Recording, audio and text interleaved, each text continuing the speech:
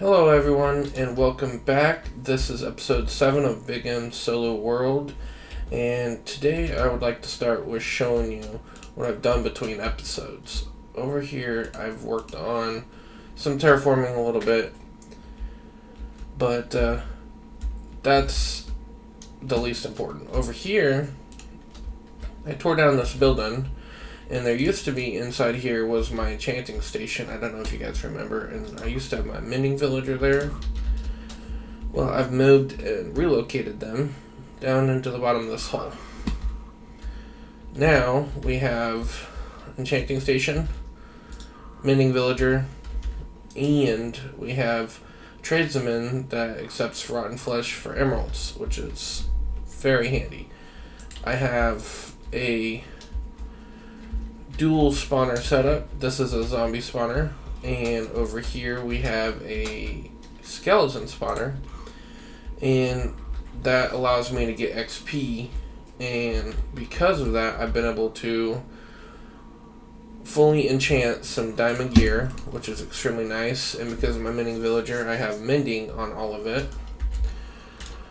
Both my pickaxes have mending and efficiency 5 and mending and efficiency 4 on my axe and my shovel, and I have mending and sharpness 5 on my blade, so that's really nice. Over here I have the rotten flesh, bones, and arrows that I've automatically sorted. Let's see if I can get back here. So come over here. These guys, let's just start from the beginning actually. These guys fall down here. They funnel down into this little chamber. And it's hard to push mobs. So I have glass down here. It helps build momentum, but not enough. So as they're building a little bit of momentum, they will see, as that guy did, and this guy is, and that guy is, my golem back here. And they shouldn't be able to hit him. But I've seen, as you can see here, he's been cracked, that a straight arrow seems to get him every now and then, but it is what it is. I'll have to come down here and repair him every now and then. I can live with that. But yeah, they see him, they run into this bubble column, and they launch up here, and they come over and they fall, taking like half their damage into my little kill chamber here. It gets a little loud, so let me step back. And so now that they've taken some damage, I can come over here with my sword, which is not sweeping edge. Sweeping edge and looting 3 would be nice. I've been trying, but without villagers, it's difficult. Without a good villager setup. But come over here and I just hack and slash at these guys, and I just absorb all the XP. And there is hoppers. Oh, I don't know where this guy came from. He shouldn't have. He must have fell or something, because he can't come through there. This hopper system, 2 hoppers here, 2 hoppers there, and 2 hoppers there, collect everything. Every now and then you'll get a stray rotten flesh, but I think that came from that new zombie. And pushes it back into this hopper chain. So we have hoppers into the hopper chain. And the hopper chain pushes it into this item elevator, which is a dropper item elevator. So as long as it's powered at the right time, it's actually considered a silent elevator. You won't hear it tick or nothing like that. Dropper pushes into the barrel and it's sucked into this hopper chain, which has an item sorter. In this item sorter we have arrows, bones, and rotten flesh. And this is just a simple overflow protected impulse SV item sorter.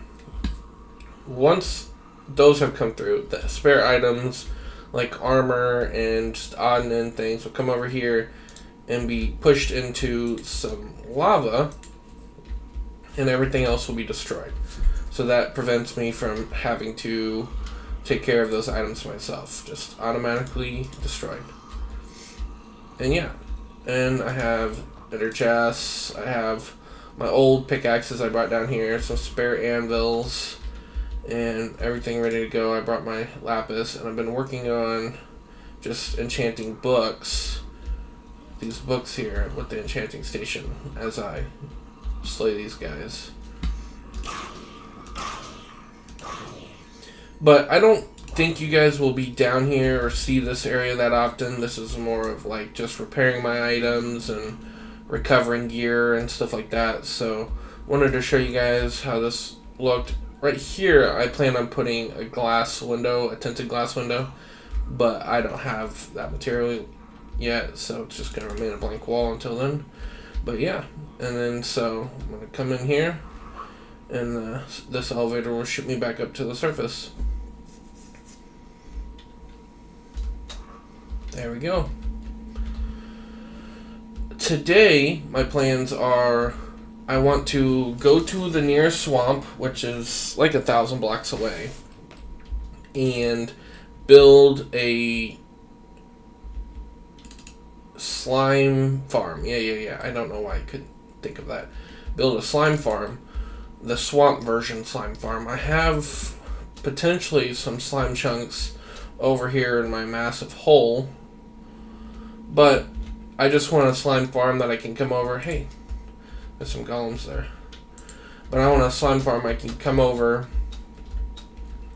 get me like 1,000 slime, and not have to return for a while. I have a little bit of slime. There's been 2 wandering traders that have come by selling slime, and each one, you only can get 5 apiece. But that's not a sustainable amount, especially if you're using slime for redstone, because that only is 1 slime block. So I'm gonna definitely need way more slime than that. So I'm gonna gear up so that we can go over there, set down a portal, and then we'll be back.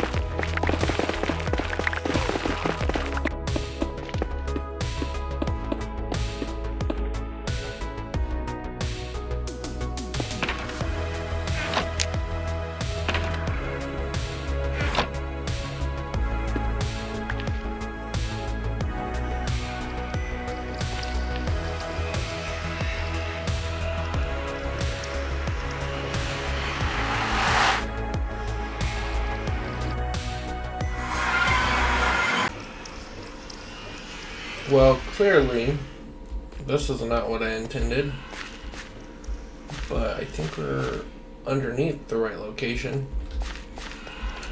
So I'm gonna break this portal and move it up, and hopefully that'll be what we're looking for. Okay, so we got that mess sorted out now. Next, we need to get the supplies to build the farm and come out here and build the farm.